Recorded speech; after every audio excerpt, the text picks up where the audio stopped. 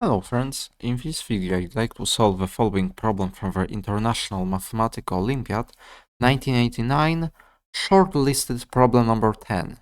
So it was considered to be given, but finally it was not chosen to be given as one of the six problems at IMO, and it was proposed by Greece.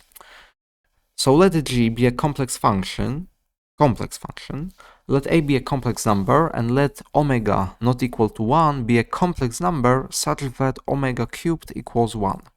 So it is the primitive cube root of unity, in other words. We wish to show that there is exactly one function f, complex function f, satisfying this equation f of z plus f of omega z plus a equals g of z for all complex numbers z. It's a nice problem, a bit unusual because we are solving a functional equation over the field of complex numbers. Here are my hints. First step is crucial and non-obvious. Somewhat not obvious. You should change z to z plus this constant, a over 1 minus omega. Rewrite our equation after changing this variable and set h of z, a new function, to be f of z plus a over 1 minus omega. And write three equations with variables h of z, h of omega z, and h of omega squared z. And from these three equations, you should be able to find h of z. And for verification step, recall this very well-known fact that if we add every root of some number, for example, if we are adding cube roots of 1, we always get 0 in the result. We'll give this problem a try, and I will see you in just a minute. Alright, so let's mark our equation by asterisk. And now I will start by changing z to z plus a 1 minus omega in our equation asterisk. What then? Then we have the following equation. F of z plus a 1 minus omega plus f of omega z plus this number plus a equals g of z plus a 1 minus omega. Now here we have f of z plus a 1 minus omega. And now here we have h of omega z. And let's do some simplification. We'll have omega a 1 minus omega plus a. It will be, after some simplification, it's exactly the same as a over 1 minus omega. And maybe let's write it in yellow.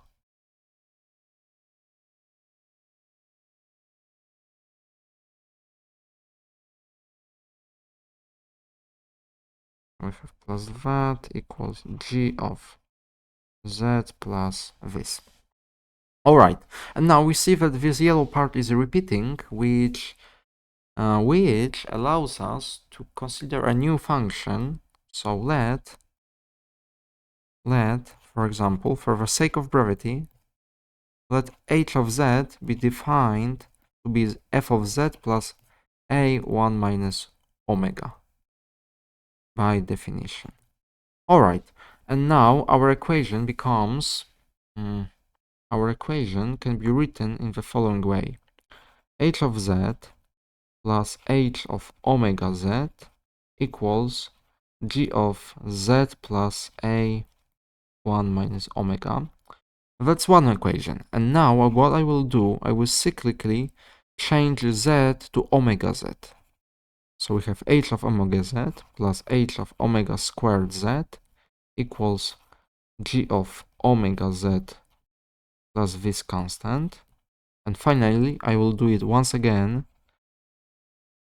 And remember that omega cubed is 1. So we will have h of omega cubed z, which is exactly the same as h of z.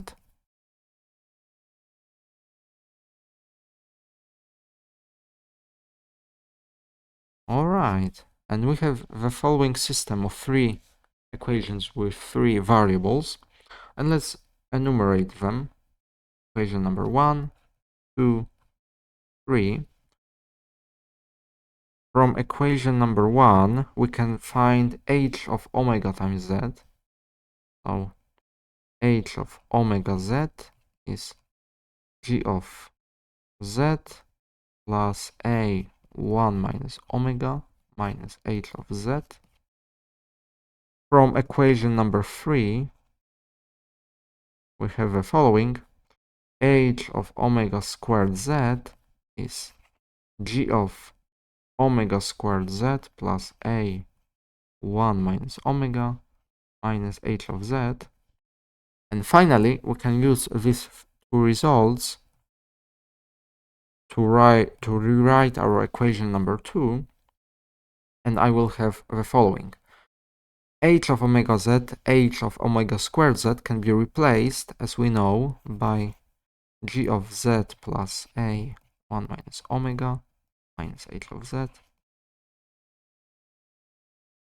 plus this.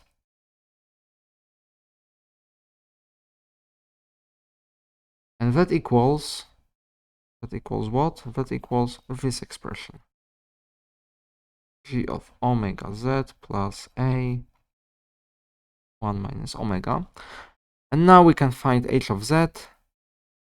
H of z, maybe let's write it in different color. H of z can be rewritten in the following way. It is 1/2 g of z minus g of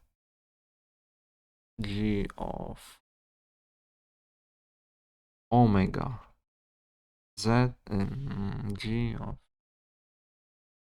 sorry, I may have made a mistake. No, sorry. It's g of z minus g of omega z plus our constant plus g of omega squared z plus our constant. Which is all well and good. And now we have found h of z, and now we wish to find f of z. But remember that f of z, to find f of z, we have just to shift our number z by this number. So change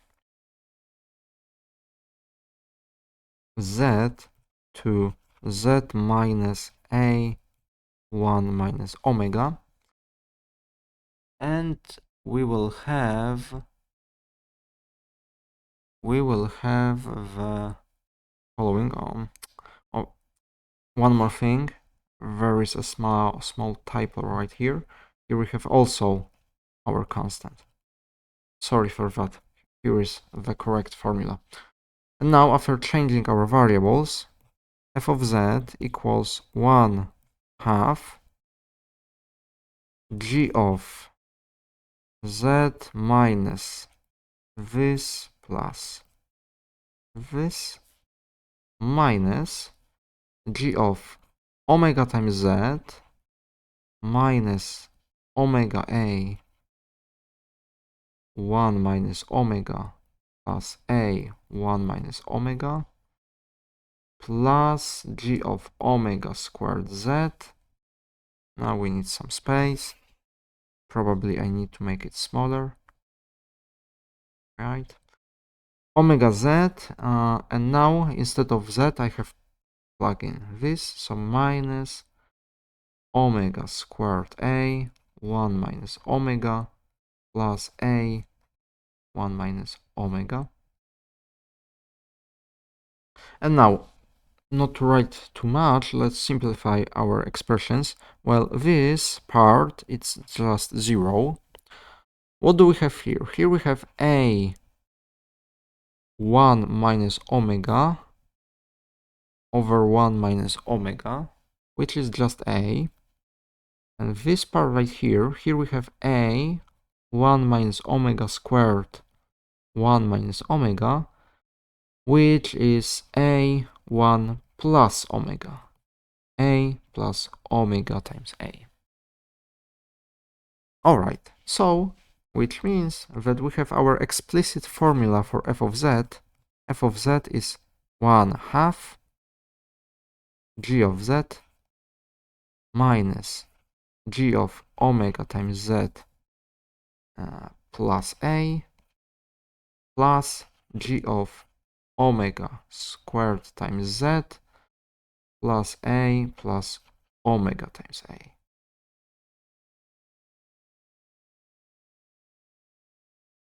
And that is the only possible solution. We have to do verification, but there can be at most one solution. And now let's do verification. Verification is quite easy. Verification, I will write 2 times the left-hand side. 2 times the left-hand side of our equation is 2 times f of z plus 2 times f of omega z plus a. And okay, 2 times f of z, it's g of z minus g of omega z plus a plus g of omega squared times z plus a plus omega a. And now this term is exactly the line above, but instead of z, we write omega z plus a.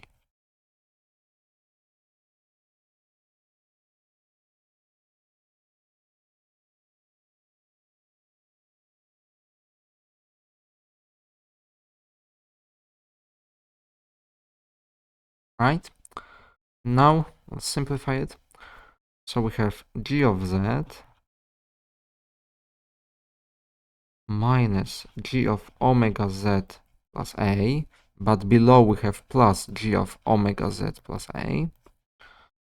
What else? Then we have plus g of omega squared z plus a plus omega a, and below we have minus g of omega squared z plus a plus omega a. Exactly the same. And the last term is plus g of omega cubed z plus omega squared a plus omega a plus a. And now, here we have our yellow terms, they cancel each other out. We have our purple terms as well. And finally, notice that omega cubed is 1, and this part is 0, because 1 plus omega squared is 0. You can easily verify it numerically. So we have 2 times, all in all, we have 2 times g of z, which equals 2 times the right-hand side, which verifies our equation. And that closes our proof, because now we know that we have exactly one function satisfying our conditions. Too easy.